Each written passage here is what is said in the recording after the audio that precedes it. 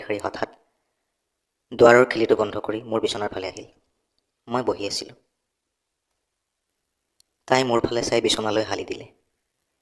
তাইক সেই অৱস্থা দেখি মই উত্তেজিত অনুভৱ কৰিলোঁ। নতুনকৈ চাকৰিটো পাই মই ঘৰৰ পৰা আঁতৰত থাকিব লগা হ'ল।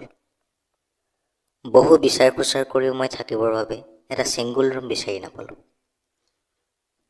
শেষত এটা সৰু পৰিয়াল থাকিব পৰাকৈ 3 কোঠালিযুক্ত ঘৰ এটা পালোঁ। দাম অলপ বেছি আছিল যদিও উপায় নোহোৱাত তাতে থাকিব লগা হ'ল। ভাড়া মাহে 6,000 টকা। বেংকৰ চাকৰি হোৱাৰ বাবে ইমান চিন্তা কৰা নাছিলোঁ। এনেও ট্ৰান্সফাৰ হৈয়ে থাকে যেতিয়া আকৌ ক'ৰবাত যাম বুলি। নতুন ঘৰটোলৈ আহি সমস্যাত পৰিলোঁ। মই ভাত বনাবলৈ নাজানো। সেয়ে ভাড়াঘৰৰ মালিকক কৈ কাম কৰা মানুহ এজনে ঠিক কৰিবৰ বাবে ক'লোঁ, যাতে পুৱা গধূলি ভাত পানী বনোৱা আৰু ঘৰুৱা আহি কামকেইটা কৰিব পাৰে। মানুহজনীৰ নাম আছিলে হেমা। গিৰিয়েক আছিল যদিও কাম বন তেনেকৈ নকৰে, তাইয়ে ঘৰ চলায়। হেমা বিবাহিত হোৱাৰ বাবে মালিকে মোক সাৱধানে চলিবলৈ ক'লে। ময়ো ইমান চিন্তা নকৰি হ'ব বুলি ক'লোঁ। তাই পুৱা আহে, ঘৰ চাফা কৰি ভাত পানী বনাই গুচি যায়। আকৌ আবেলি আহে, বাচন বৰ্তন ধুই ভাত পানী বনাই গুচি যায়। মালিকে সাৱধানে থাকিবলৈ কোৱাৰ বাবে মই বৰ বেছি চকু দিয়া নাছিলোঁ। কিন্তু চকু নোযোৱাকৈ থকা নাছিল।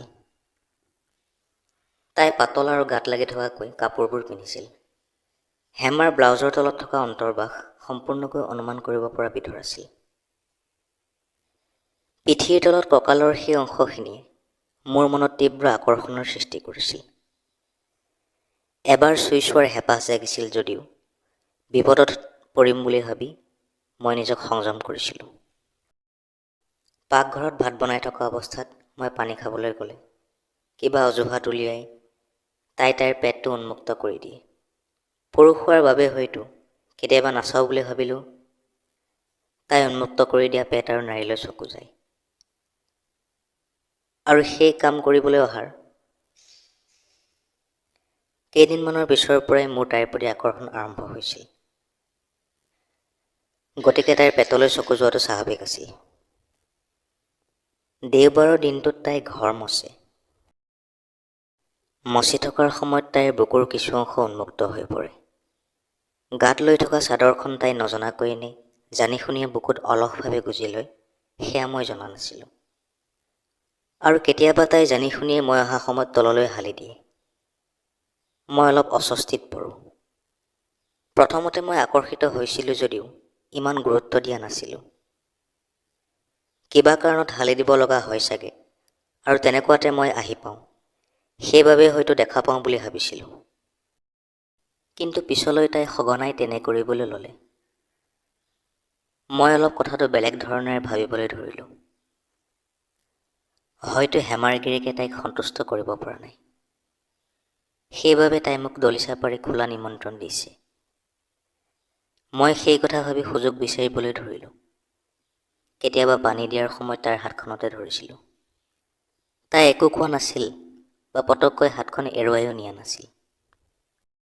কেতিয়াবা ঘৰ মচি থকাৰ সময়ত ইচ্ছা কৰিয়ে মই মজিয়াখন লেতেৰা কৰি হেমাক আকৌ মচিবলৈ গৈছিলোঁ। তাই হাঁহি এটা মাৰি আকৌ মচিবলৈ আহিছিল। আৰু সেই চেগতে মই তাইৰ বুকুৰ ওলাই যোৱা অংশ চাই সুখ পাইছিলোঁ আৰু উত্তেজিত অনুভৱ কৰিছিলোঁ। যৌৱনৰ ভৰপক সময় আছিল, গতিকে উত্তেজিত অনুভৱ কৰাটো স্বাভাৱিক আছিল। মই প্ৰায় তাইক সাৱটি ধৰিম বুলি ভাবিছিলোঁ, কিন্তু মনত ভয়ো লাগিছিল, জানোচা তাই সমৰ্থন নিদিয়ে বুলি।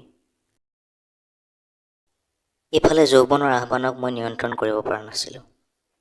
সেই এদিন পাকঘৰত ভাত বনাই থাকোঁতেই মই তাইক পিছফালৰ পৰা সাৱটি ধৰি চুমা খালোঁ।